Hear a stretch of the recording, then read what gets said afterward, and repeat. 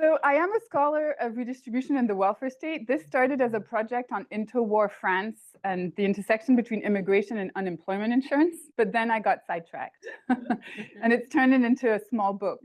So if anyone saw the paper that is circulated, it's very long. So I'm not sure it's going to be a paper anymore. So what is this about? So it's about what Taryn, who's in the room, called the French twist. French exception, the fact that France, despite being one of the first countries to extend suffrage, one of the last to extend it.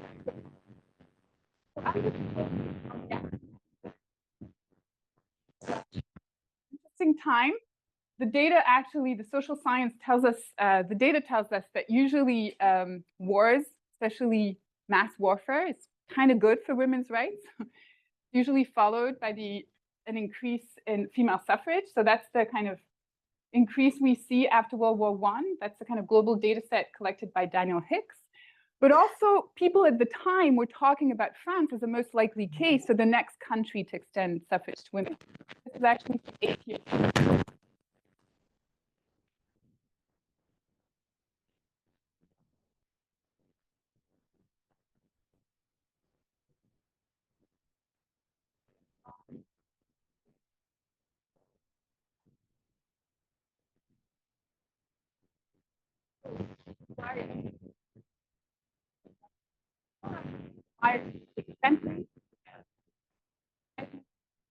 And why basically the kind of critical juncture of World War I was not to be.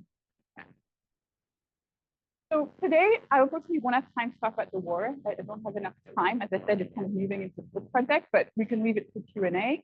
You'll see how, hopefully I'll give you a little hint of how the war fits in. So let me just give you a bit of background. Let's call it anatomy of a failure. Before the war, there was quite a lot of mobilization in favor of women's votes. There were kind of female women's organizations were vocal. Civil society seemed to be in favor. There's a lot of petitions run by mass broadsheet newspapers. A proposal was put down, a report was put down in 1909 in the lower chamber, the Grzymala-Busse report. If we look at who supports this report, you can find basically 40% of députés, so the lower chamber folks, before the war. And it's kind of mostly driven by the socialists who are in the lower chamber. A vote was planned for August 1914. Unfortunately, as you know, something else happened. The war started, so we'll never know what would have happened. The war happens. After the war, the lower house quickly picks up this bill. Alongside, we'll see other bills, such as a change in electoral rule. And there we see that it's no longer plurality in favor, but a large majority in favor of female suffrage. And basically the bill passes the lower house as it's sent up to the upper house, okay? The upper house rejects the bill. So what happens? It basically keeps the bill in committee for 3 years. It just delays. The bill is never kind of brought up to discussion or a vote. And when it finally does it in November 1919, so this, remember, it was sent up in May 1919, well, a small majority, only for 55%, votes in favor of tabling the bill. So I was told to not use that because in England it means actually discussing it. So in favor of not discussing the bill, kind of dropping the bill. And so there's repeated attempts in the 20s and 30s with kind of same scenario. The lower chamber sends something and the Senate kind of never allows it to be discussed and voted on. So what does the historiography say? So there's a lot of arguments out there. I'm going to focus on the main one. Some references here for folks who are familiar with this period, Anglo-Saxon historiography, but also French historians. And this is how it goes. I'm going to simplify a little bit the traditional account. Women are plausibly pro-church. That's kind of a core assumption. Point one. The upper house is stacked with anti-church legislators. For a reason I'll explain, there's a bunch of politicians, of elected officials, were member of the Parti Radical, this kind of very broad umbrella. I'll define them in a second. And they're defined by their secularism and opposition to the Catholic Church. Historically, they were the main actors kind of working in favor of the separation of church and state. As a result of 1 and 2, the upper house blocks women's suffrage. Why? Because they're concerned about the consequences. If you let women vote, they're going to vote for pro-church forces. They're going to potentially vote against our political family, not good for us, but also they're going to vote in favor of people who are going to implement a version of the separation of church and state that we spend our whole careers fighting against. That's the traditional account. Okay? All good? Feel free to interrupt me, by the way. I'm used to that. It's also, if you're not familiar with the French case, you might want to ask questions to make sure you're following. So I'd heard of the French case when I was in classe préparatoire in France a long time ago, and I always thought it was a bit of a weird argument because I'm like, how do you know that women are pro-church, right? But fine, you know, people who study the period might think it's a good assumption. My assumption was always, well, women vote like their partners, they're represented in all parts of society. And so when I was looking at the debates, both arguments are present, right? They would vote differently from men, or they would vote the same as men. So actually the two were part of the political debate. As a kind of positivist social science, I'm more bothered by it because it's hard to test, you know, it's hard to falsify. So why? Because either you assume that this belief is true, they believe that women are pro-church, okay? And so you argue then that these beliefs are causal and they explain how they vote, all right? But ultimately, you only observe their vote. So from their vote, you back out that they have this belief. But on the other hand, you need to assume that the belief is true in order to interpret their vote. And of course, as someone who studies public opinion and narratives around fairness, et cetera, a lot of the time for politicians, what they say is usually a way to justify a position that might have emerged for other reasons, right? And so there, how do you kind of, these are observationally equivalent and it's possible to arbitrate. So I was wanting for a theory that didn't rely on this strong assumption that they believe that women would be fundamentally pro-church. Another issue as I started digging into the case is that there are a lot of variation actually in how these legislators voted across chambers and within chambers that I think that account I'm going to show you doesn't really explain. At least that's what we believe. Another reason has to do with the war, but I can bring it back in the Q&A. So what are we arguing here? We're not arguing full on against the traditional account. We're trying to build an alternative account that doesn't rely on this, what I believe to be a strong assumption. So what we think is a more plausible assumption is that you just don't know what's going to be women's impact. It's uncertain. It can go in any direction. Some folks might have better prize than others based on information they have on the ground, but on average, it's kind of uncertain what it's going to do to politics.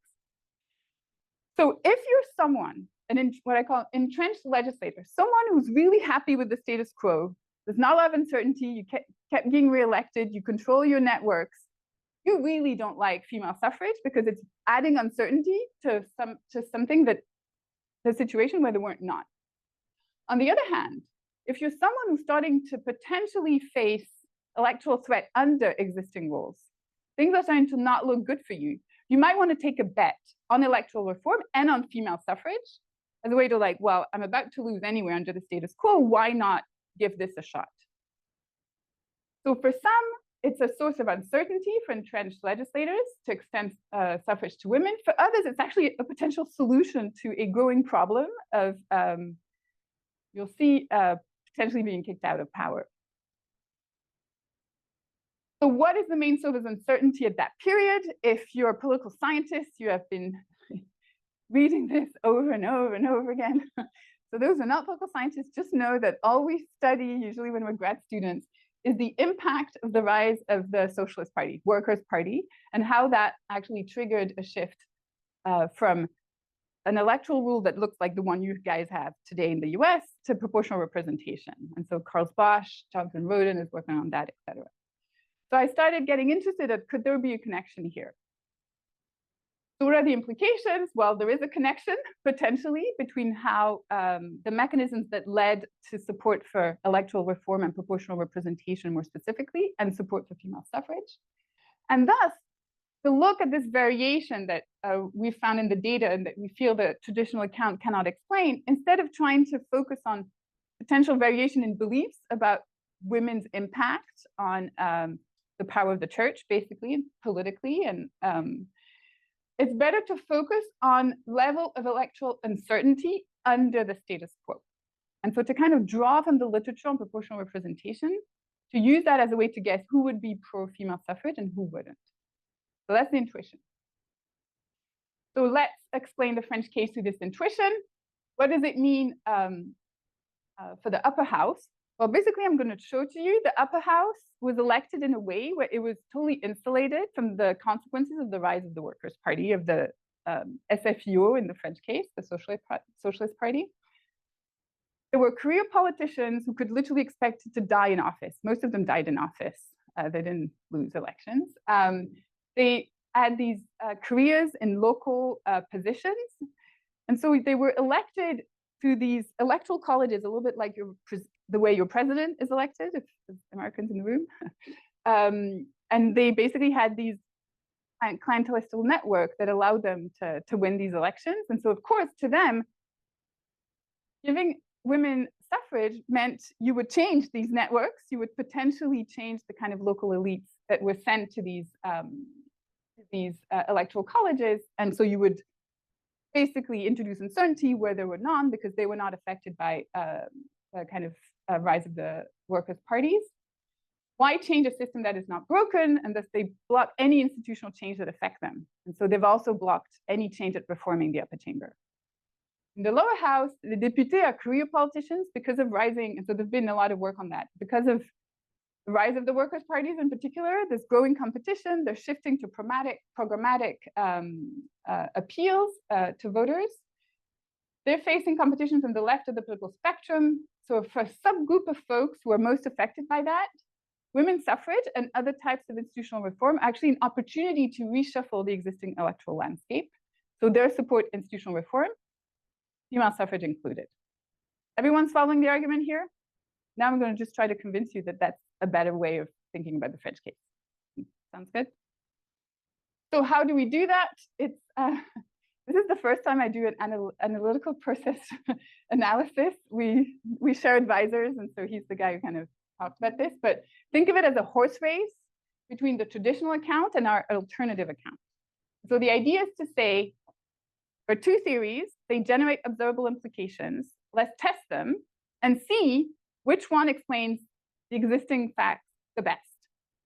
Ideally, also, we can find patterns that are predicted by one theory, but not the other. And if the data aligns with that, that's good for the theory with which it aligns. So this is not a econometrics paper at all for folks who are more in that line of thinking. So which theory, again, provides the best fit? And so I'm going to try to convince you that it's the alternative account that works better.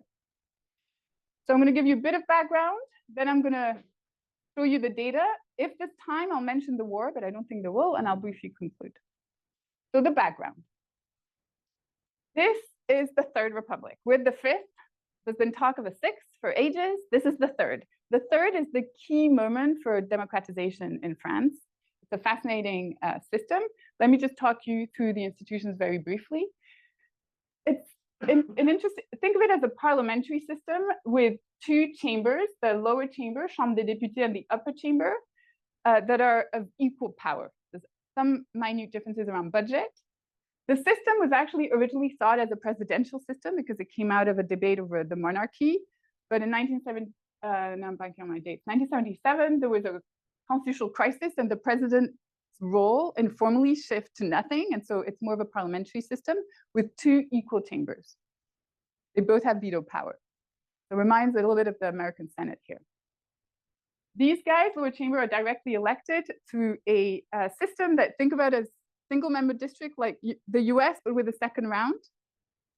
These guys, so it's men for the moment, they vote for local municipal councils and municipalities. They then nominate delegates that then for each département, there's about 80 of them at the time, gets to elect senators, okay?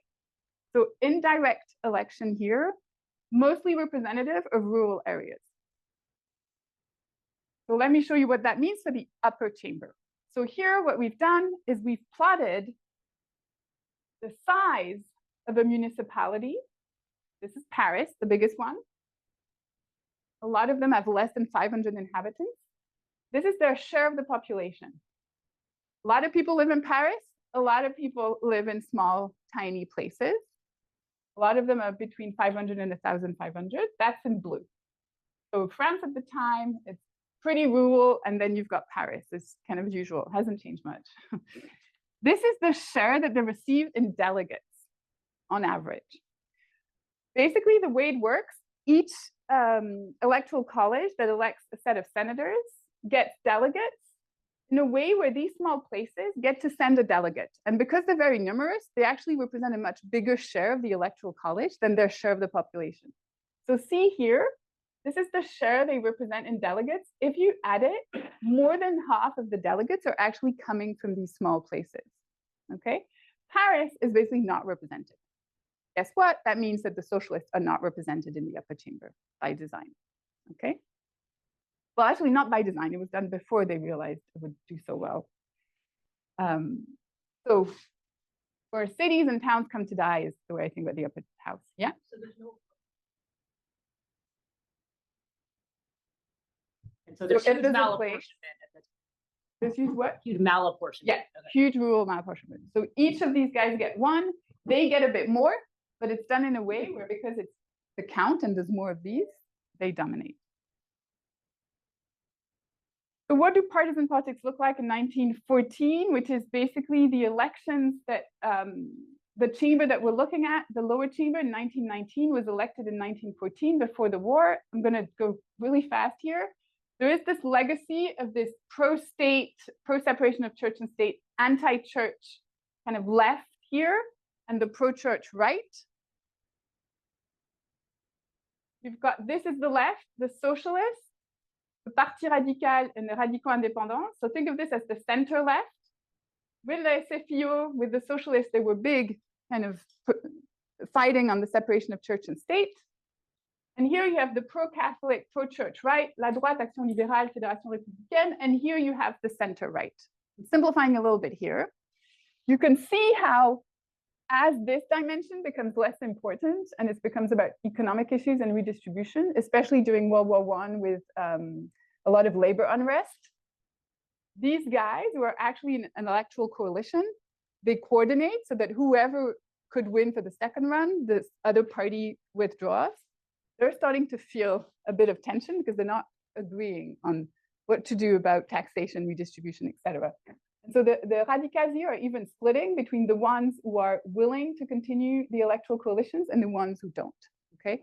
This is a big, broad umbrella party.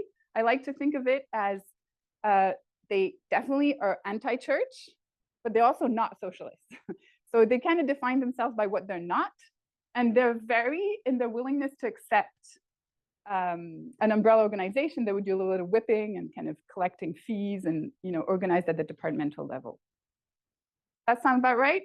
So think of socialists, center left, the radicals, center right, a kind of umbrella of groups, and then the pro-church right. So what does it look like? I'm just gonna, we can come back to this. So let me just walk you through what's important. So this is the lower house, it's the vote percentage and the seat share, and the upper house. What I want you to notice is just one thing. The Parti Radical Socialiste, which is the subset that is most organized among the radicals, they actually get more seats than they get in vote share because of this electoral coalition in the lower house. They get the huge bulk in the upper chamber because actually they're increasingly a rural party. This group in the upper house is a bit complicated. Of this group, barely half actually pay their fees to the radical party. And so again, that's why I prefer to think of them as they feel close to the radical movement because they're anti-church, these guys. But in practice, to think of them as a political party, as reading the literature, and I'm happy to see the specialists from that period agree or disagree with me, think of it more as an umbrella organization. These guys are the Catholic right. This is the center right. Okay? So last piece of information here. With census data, we were able to code how rural a district is. This is the lower chamber first round data. It's kind of cool. Basically, the French states would go around and say, oh, there's X% of the population here that is living in a dense place. And so we can kind of we're basically measuring rurality the way they thought about rurality at the time they were collecting census data. And so what you see here is that the vote share that goes to the socialists decreases dramatically as rurality increases.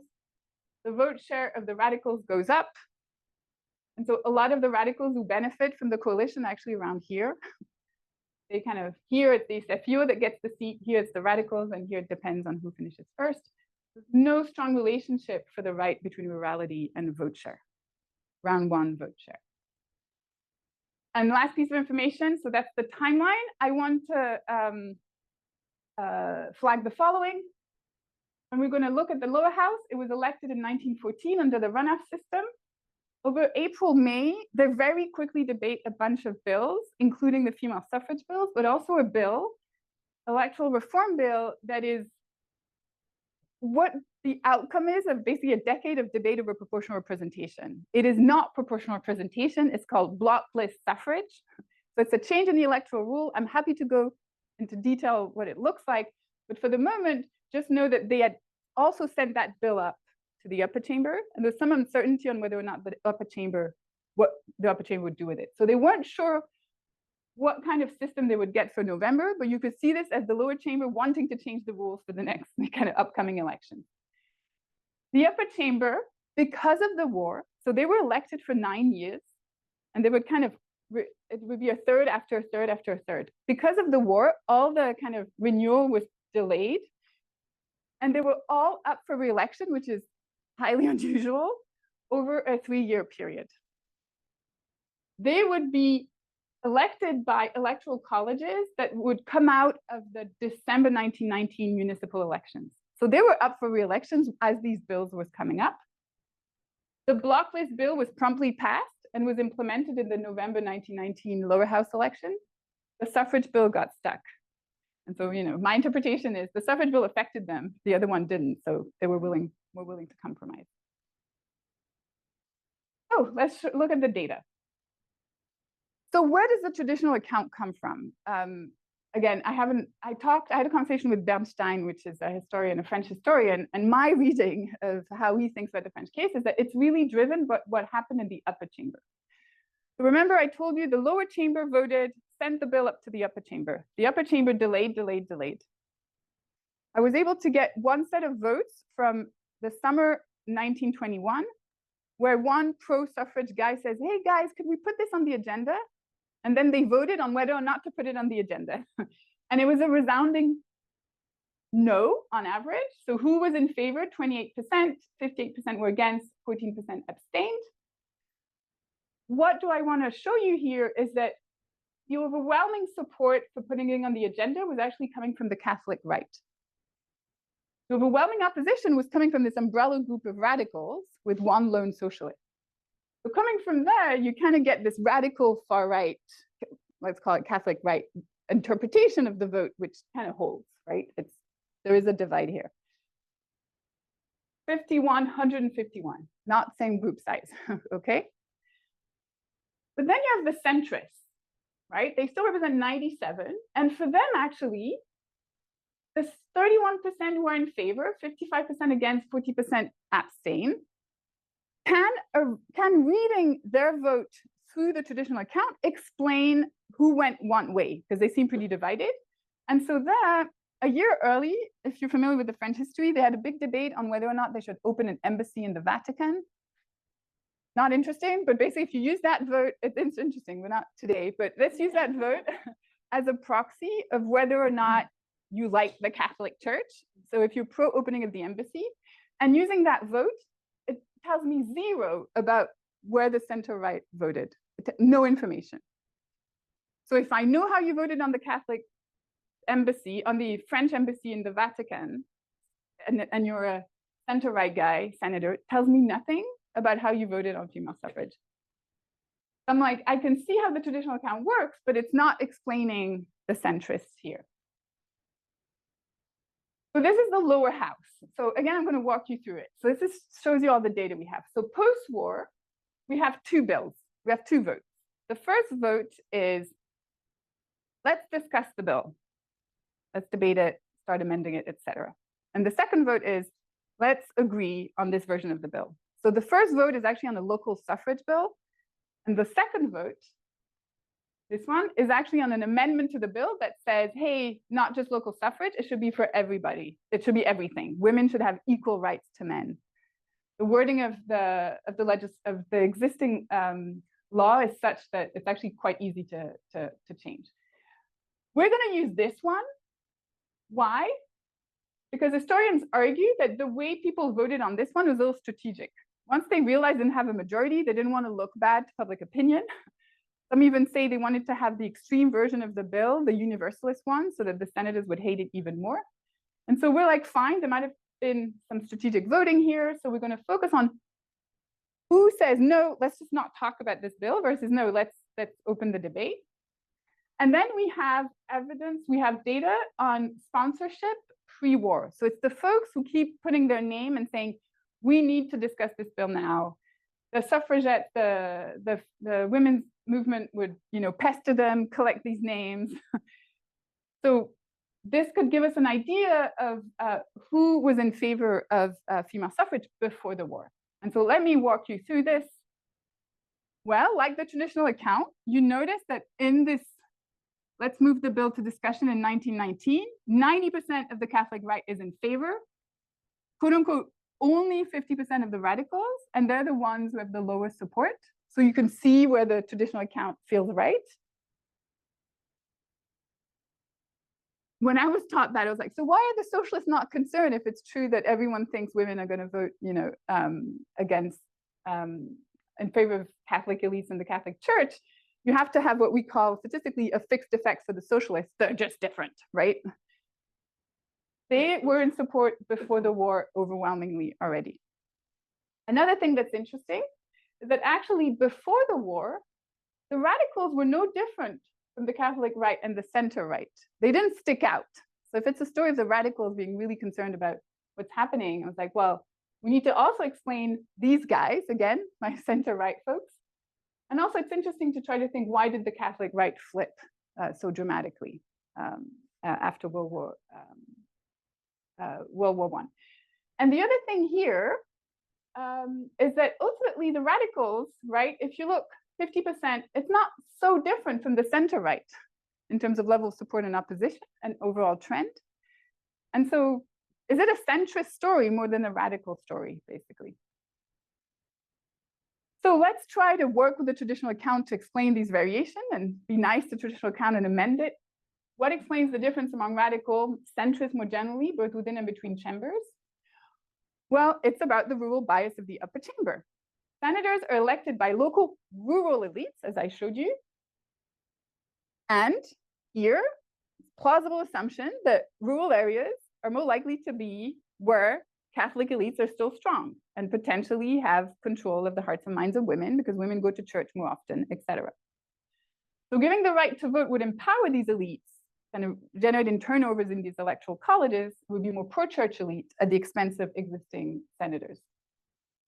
Why are we seeing variation in the lower chamber? It's because centrist deputies vary in their exposure to this rural, let's call it rural pro-church bias.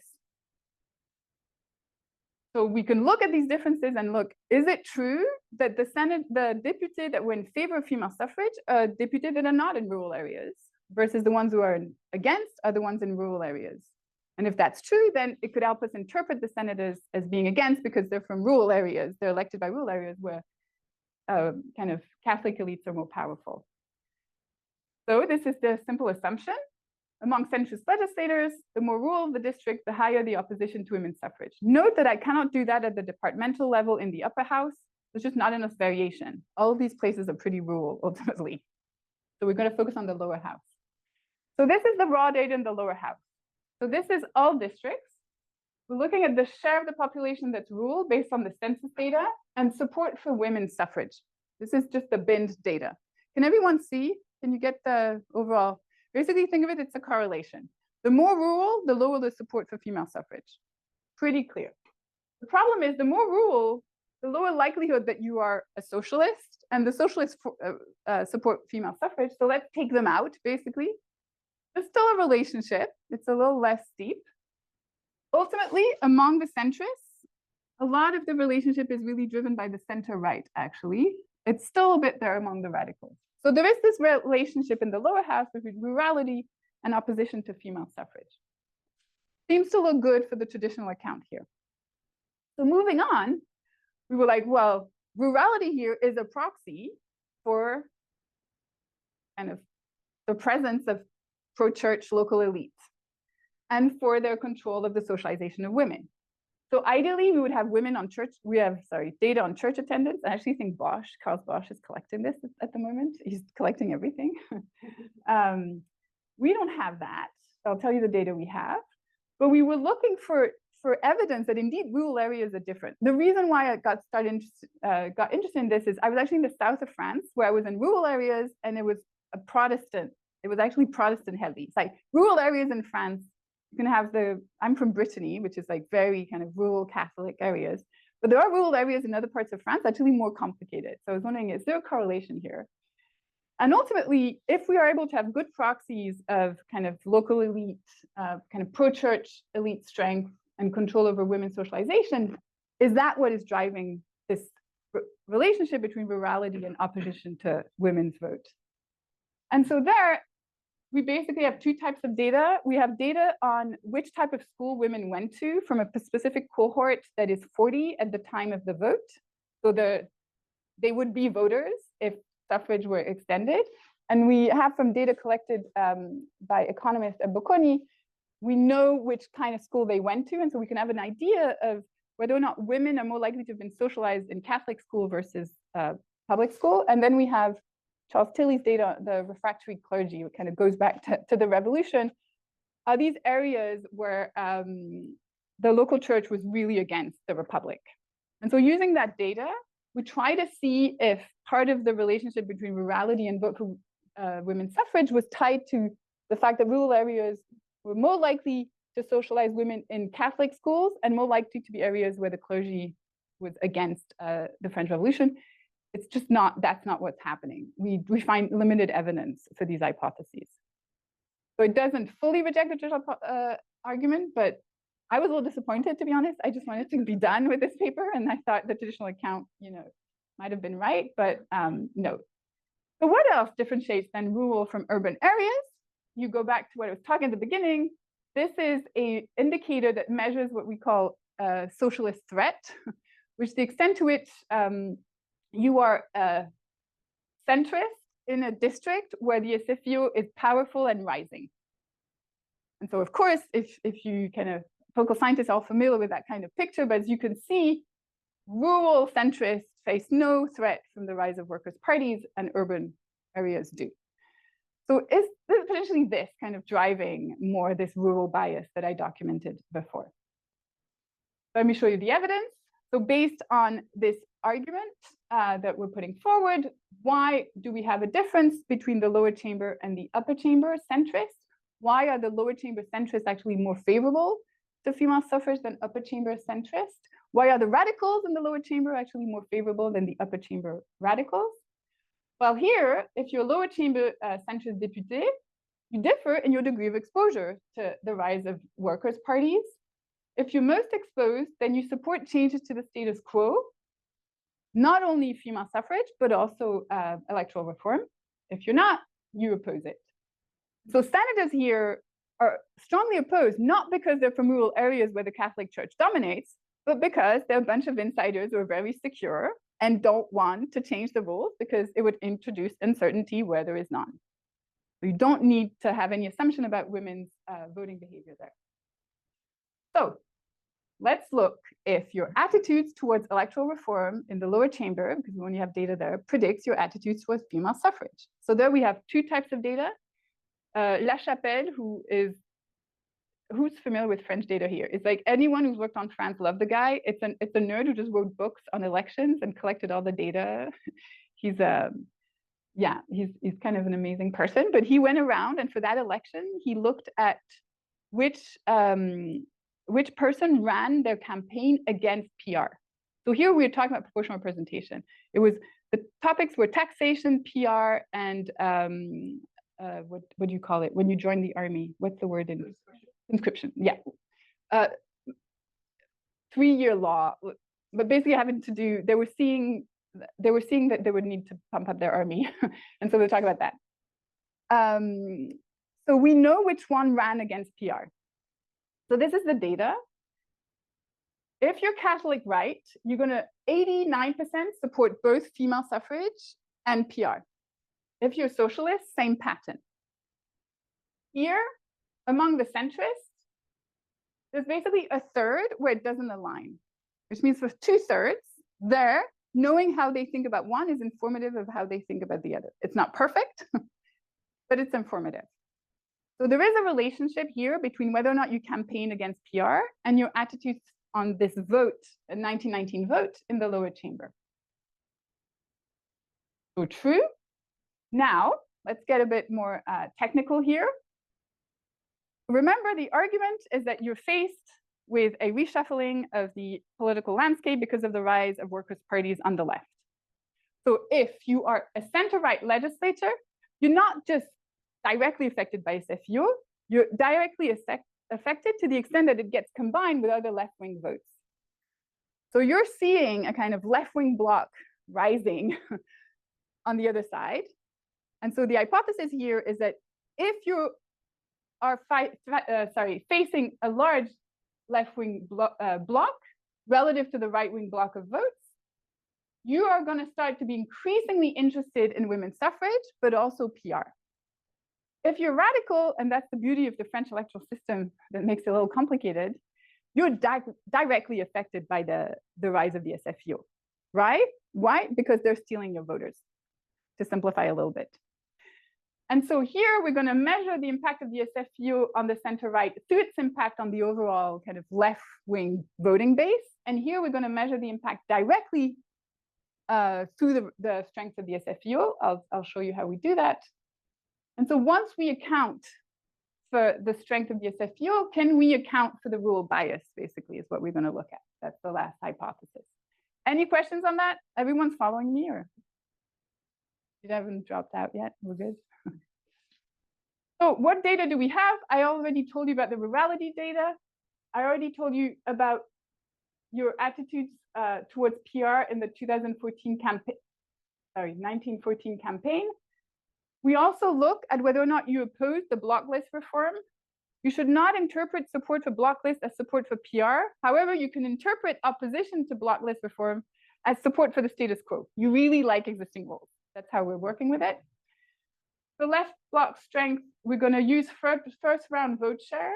And we're going to basically, we've done it in many other ways. I'm happy to talk about robustness check. But here we're just going to say, what is the overall total share of vote that goes to right-wing parties minus those that go to left-wing parties?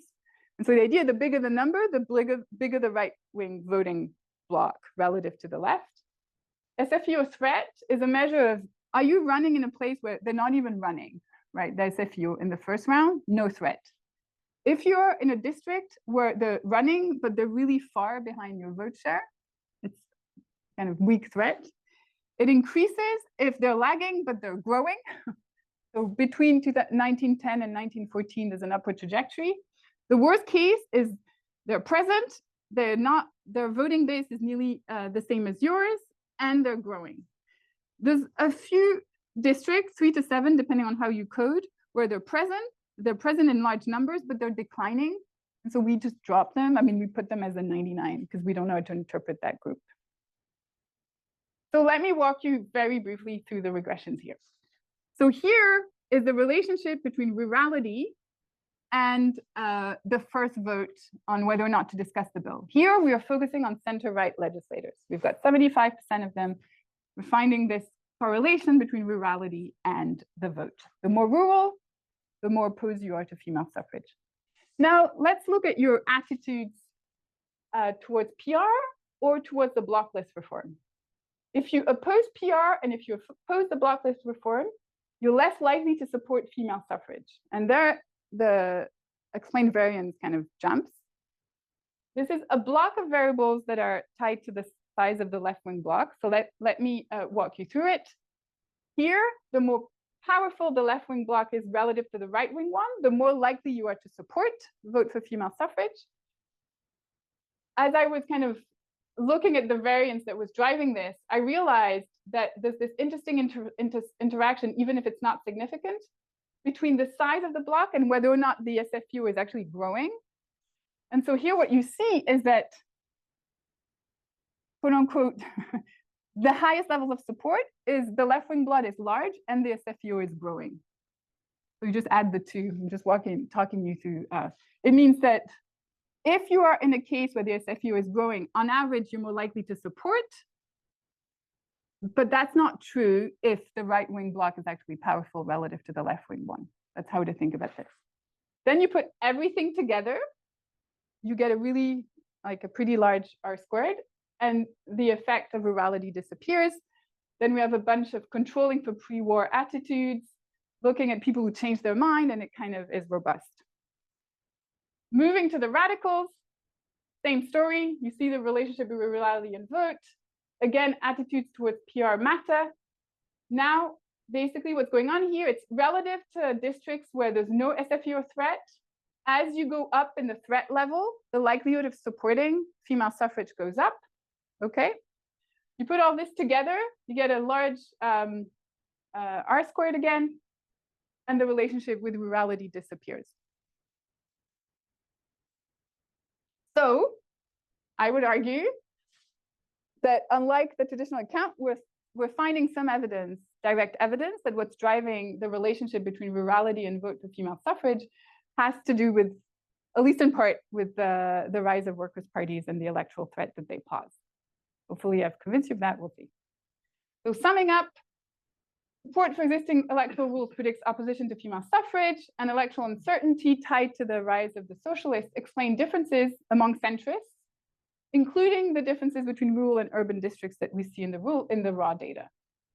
And so again here, think of upper house senators as rural centrists, basically. They're similar to these guys. They're local notables who have more to lose than to gain from suffrage extension and any changes in institutional rules.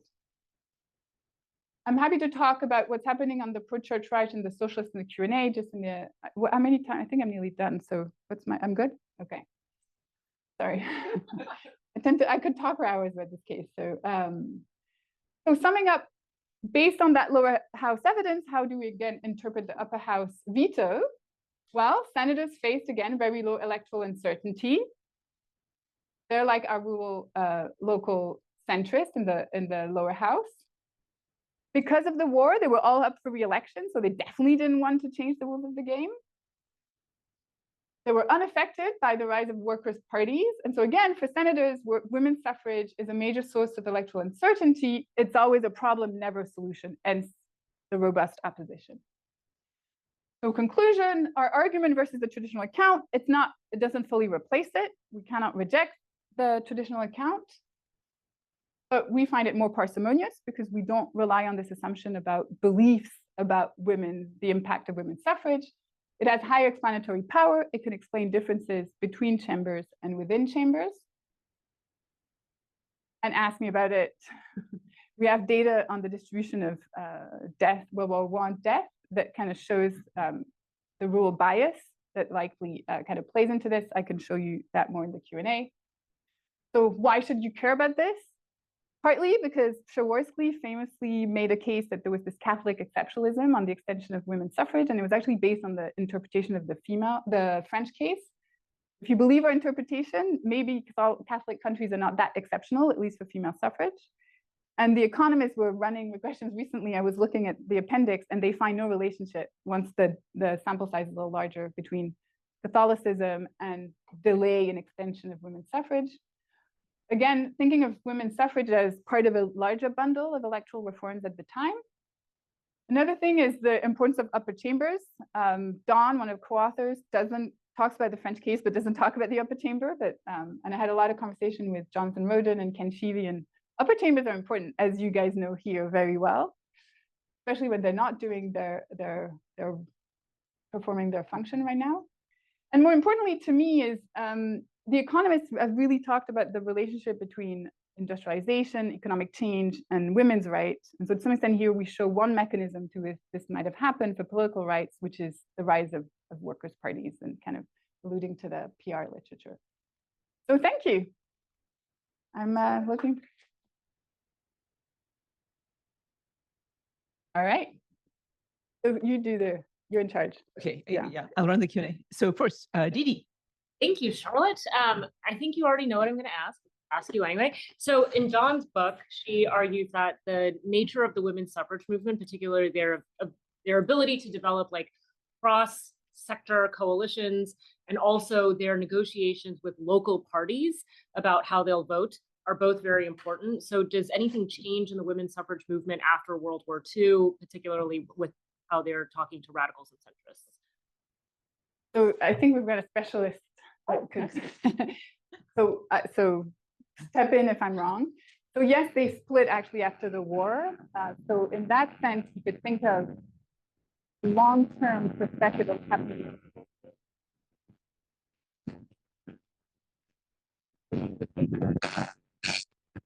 What order? As I understand, in the 1919, that was not the core issue. They hadn't fully split yet. So again, I'll let.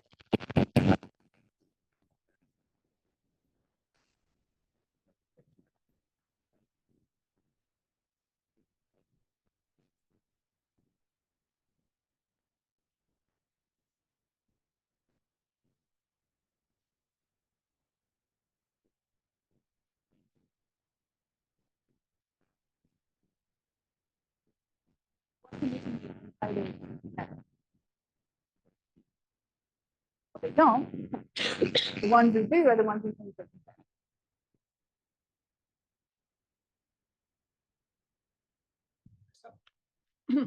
I'm Karen Hoffman from the Institute for Gender Research here at Stanford, and a historian.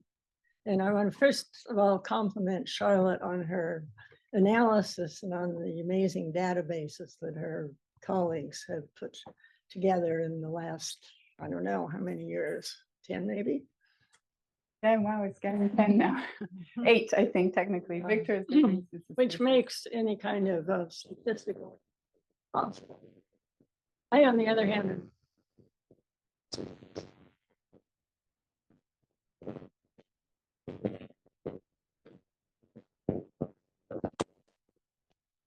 and the first thing I want to point out, which is clear, really applies not only to the Catholics, but also to many of the radicals and radical socialists, is that there's a long history of authoritarianism in France. Very Catholic and monarchical, hierarchical kind of thinking about who should be doing what. And from the 16th century on, there was a great fuss and hue and cry about the problem of women in politics. And that lasted for centuries. It's still going on at the time we're talking.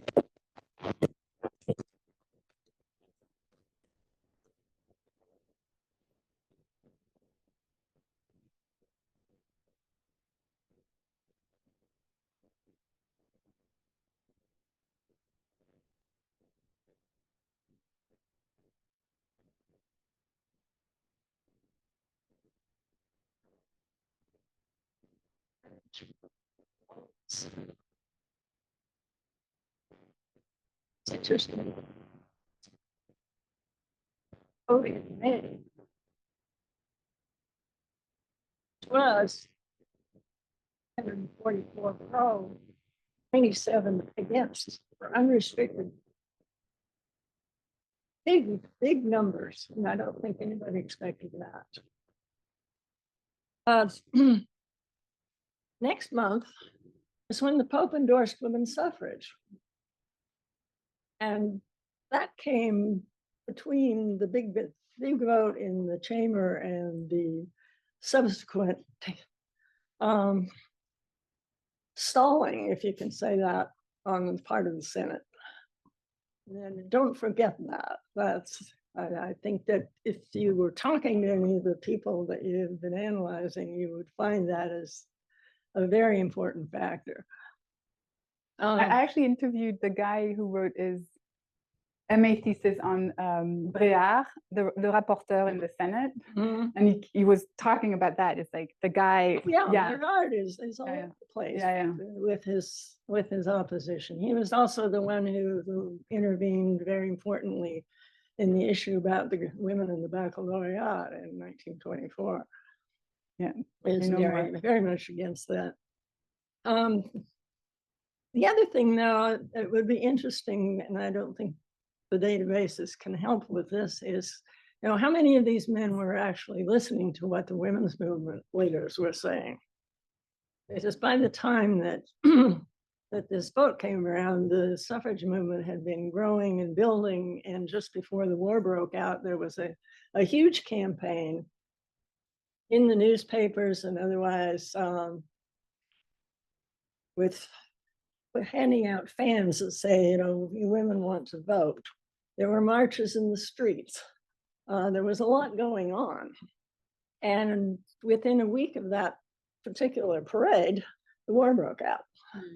So this put a great damper on the suffrage question, and it then got bounced forward up to the end of the war. Had there been a vote in July of 1914 or in August, I wonder how much would have changed. We don't know. I think the Senators would. I don't think there's any data set that's going to help with that No, question. no. Yeah, I had one other thing that I wanted to just throw in there. And that was the question of the Catholics also had a women's suffrage organization in France, which was probably had more members in the functional sense of membership than did any of the others. So there was that to contend with, and every single deputy was undoubtedly aware of that. And finally, there was the women's platform. And the women's movement came out with the big platform for change in the course of the First World War. And it involved a lot of issues concerning changing the marriage laws, suffrage, of course, but also benefits for women to encourage larger families and get the birth rate up. You haven't talked about the birth rate here really, but that's terribly important. And and all of the things that they were suggesting were going to cost the government money. Thank you, Karen. So there's a budgetary issue here. I think, what do we only have a few minutes left. So Okay, well, I'll stop there.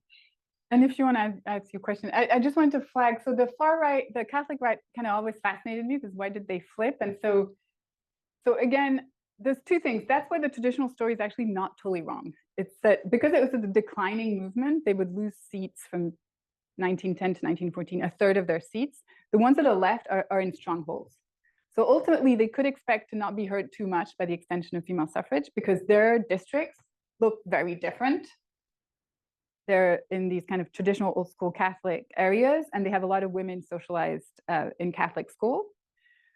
However, the way, again, reading the historiography, the way I interpret this, if you think of institutional change as done by people who are hurt under the status quo and are willing to take risks, female suffrage was part of a bundle of policies they were trying to pass to kind of flip around and bring a vision of society that put the family forward and that could leverage women to try to build. They were very concerned about individualism and secularization. And so there was kind of a rebirth, but I see it a bit as a kind of defensive rebirth because they were definitely on the decline. And so kind of fits a bit, think of it as social engineering. That's the way I think about it. So traditional account and a bit of the kind of social engineering aspect, especially after the war, and because of the large death rate, there were huge concerns on natality. If you know, the French government, the French state is actually pretty generous on maternity leave and that kind of stuff, and it comes from that period and a lot of the kind of right-wing activism. Yeah, two quick questions or points. The first is about the Catholic exceptionalism that you mentioned. So I grew up in Belgium, and the story that is told there, usually about, at least amongst political scientists, about women's suffrage is very similar. Universal male suffrage was introduced in 1893, female in 1948.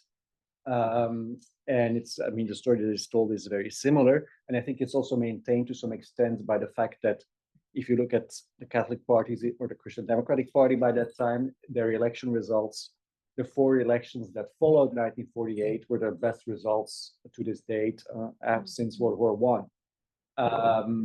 So I was wondering whether you have looked into extending your theory to these other Catholic countries like Belgium. And then second, I was wondering whether it would be fair to conclude from your work then that these leftist members of parliament, that they only really care about their own seat and are not so much concerned about whether the left as a whole wins a majority or not. Yeah, no. So I mean, the radicals are. So on Belgium, yes, and so yes, we thought of extending it. It's so hard to do a case study. I realize, and my affinities with Belgium are pretty low. So I'm like hoping I can get someone to partner with us if we're going to extend it. The other thing we want to extend is actually the upper house. So I know that in Sweden, they got rid of the upper house right before they passed. And it seemed to be tied. It was the upper house blocking female suffrage. So I actually think, again, the traditional count kind of works for France and Belgium, but it's once you extend the data set, it doesn't. And so, to the extent, so it depends on, so we need scope conditions. Sorry, the traditional account is hard to refute. Our alternative account just explains more of the variance and then more of the data, right? So it's better. It doesn't fully replace it, especially I think for the far right that literally could benefit from it. So your last question, yes. So yes, like ultimately, I think what I got out of this, the only party was the SFIO as we understand it. They were whipping, they were coordinating, they had strategies. The radicals, and here Bernstein keeps using the word radical party, and I try politely to say, but is it really a party? What is it? And I just couldn't really get into like, all right. I don't think it is a party. Like they're very selfish, and so there's the independent radicals in there are truly selfish. They're doing their own thing. The ones who are within the unified, it's called the Parti Radical Socialiste Unifié, are trying to coordinate because they realize that without the vote from the far left, they're doomed, right? And so there's a subset, but they're doing it. It's the subset that is in more urban areas and stuff like that. An important thing, and I think that's the impact of the war increased labor militancy. And so right at the same time as they were voting, Braque, a famous socialist, passed a motion at the Socialist Congress saying, we're not going to ally with the radicals anymore. So everything was in disarray at this point. And so that's why I think like the ones who were the most insecure, like, please bring the women in because I'm about to be overtaken on my left, is the way I see it. But I see no evidence that they meet what we think as a party.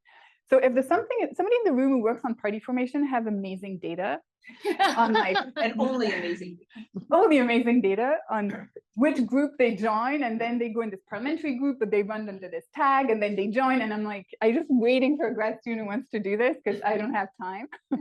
But it doesn't look. I don't see any evidence that it functions like a party really. Very short question.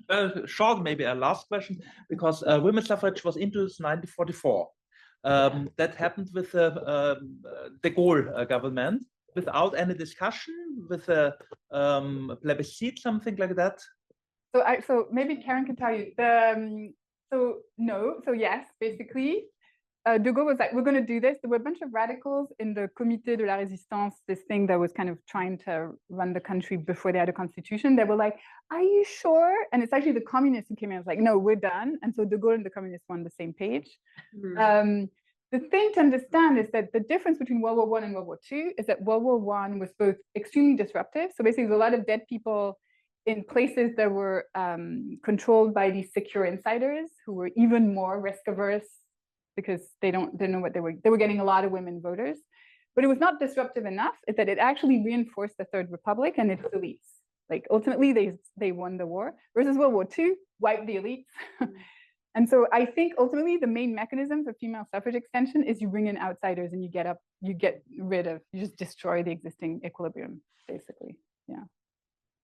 On that very cheerful note. Yeah, hint for the current situation. I don't know. Thank you very much, Charlotte. Thank you. Thank you.